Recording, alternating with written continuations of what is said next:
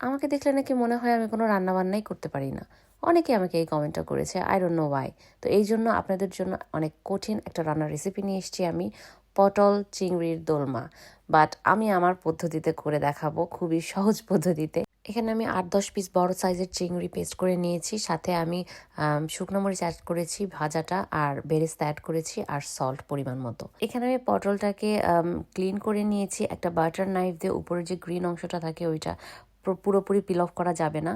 And then আমি half করে নিয়েছি, অ্যান্ড ভেতরের যে বীজগুলো থাকে পটলের ওগুলো ক্লিন করে ওটার ভেতরে আমি এই চিংড়ির পেস্টটা দিয়ে দিচ্ছি। চিংড়ির পেস্টের যে পুরটা ওইটা ভরার পরে পটলের চেহারাটা এরকম হবে। একটু বেশি করে ভরলেও সমস্যা নাই, বাট বেশি ভরলে হয় কি, যখন আপনি ভাজবেন বা রান্না করবেন ভেতর থেকে একটু বের হয়ে আসতে পারে। এরপরে আমি একটা ফ্রাইং প্যানে তেল গরম করে নিয়েছি এবং এখানে আমি একে একে পটলগুলো দিয়ে দিচ্ছি ফ্রাই করার জন্য। এটা একটু গোল্ডেন ব্রাউনিশ করে ভাজতে হবে। আমি একটু চিংড়ির পুরটা বেশিই দিয়েছি, যদি আপনারা চান একটু কম দিতে পারেন, তাহলে আর এই যে যেটা দেখা যাচ্ছে ফাঁকা হয়ে আছে ওরকম থাকবে না। তো এই যে আপনি দেখতে পাচ্ছেন আমি উল্টিয়ে উল্টিয়ে চারপাশ ভেজে নিচ্ছি সুন্দর করে। পটলের সাইজগুলো মিডিয়াম হলে বেটার হয়, একদম বড়ও না আর একদম ছোটও না। তারপরে আমি যেই প্যানের পটলটা ভেজেছিলাম ওটার মধ্যে আমি কেটে রাখা পেঁয়াজগুলো দিয়ে দিচ্ছি। পেঁয়াজ কুচি করে নিলে বেটার হয়। তো আমি পেঁয়াজগুলোকে সুন্দর করে ভেজে নিব।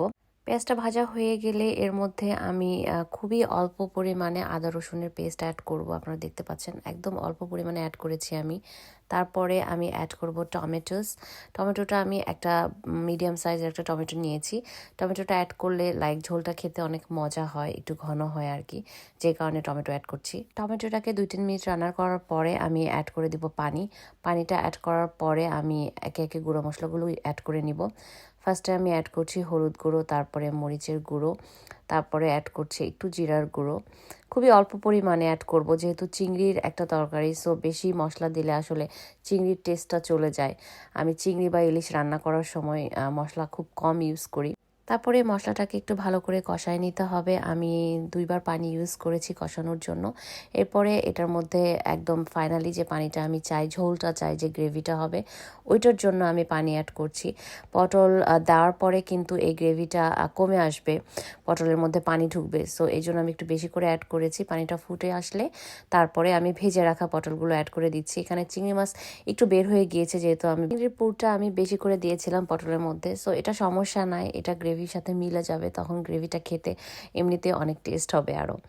তো এই তো আপনারা দেখতে পাচ্ছেন আমি কি পরিমাণে পানি দিয়েছি এখানে। একটু পানিটা ফুটে আসবে, তখন পটলটার মধ্যেও পানিটা ঢুকবে। তারপরে আমি বুঝতে পারবো যে এটা হয়ে গিয়েছে। তো আপনারা দেখতে পাচ্ছেন পটলের সাইজগুলো কিন্তু বড় হয়ে গিয়েছে। আমার রান্না কিন্তু অলমোস্ট শেষ, কারণ আমি গ্রেভি একটু বেশি চাই, ঝোলটাও খেতে মজা লাগে বেশি এটার সাথে।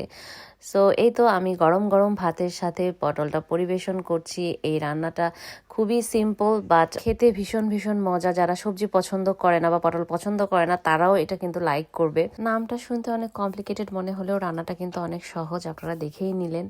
তো গরম ভাতের সাথে এই পটল দিয়ে খেতে যে কি মজা, একবার রান্না করে খেয়ে দেখেন, অনেক অনেক মজা। ইভেন আমার মেয়ে কাভিয়াও পছন্দ করে এটা। আপনারা যদি কেউ রেসিপিটা ট্রাই করেন আমাকে জানাতে ভুলবেন না কেমন হয়েছে। ভালো থাকবেন সবাই, দেখা হবে আবার নেক্সট ভিডিওতে। টিল দেন, আল্লাহ হাফেজ।